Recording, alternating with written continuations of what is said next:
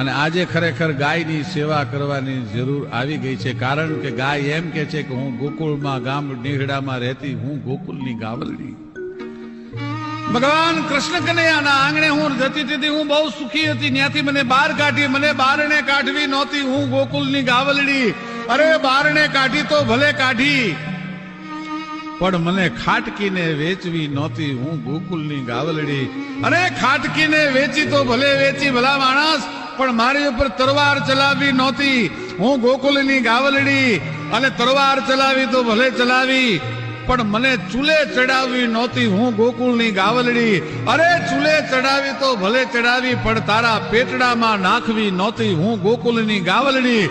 અરે પેટમાં નાખી તો ભલે નાખી, પણ અભાગ્યાઓ પહેલા મને માં કહેવી નહોતી, હું ગોકુળની ગાવલડી.